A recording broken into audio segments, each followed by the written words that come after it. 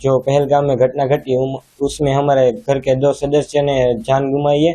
उसके साथ पहलगाम में 26 लोगों ने भी जान गुमाई है। और ये हमें अभी पता चला कि पाकिस्तान के साथ और भारत की मैच है, तो पाकिस्तान के साथ कोई भी जात का व्यवहार होना ही नहीं चाहिए। आज कल या भविष्य में कोई भी जात का व्यवहार होना ही नहीं चाहिए, क्योंकि वो आतंकी देश है। और आपको मैच खेलना है तो मुझे मेरा भाई 16 साल का है, उसने इतनी गोलियां खा के देश के लिए जान दी, तो मुझे मेरा भाई दो तो फिर आप मैच खेलना। मैच खेली जा रही है तो आप क्या कहेंगे उसके लिए? ऑपरेशन सिंदूर ये सब हुआ था और अभी मैच खेली जाएगी, क्या है? ऑपरेशन सिंदूर नाम के जो मोदी जी ने जो मिशन चलाया था उसमें पाकिस्तान पे हमला किया गया था और कई इंडिया के आर्मी मैन भी शहीद हुए।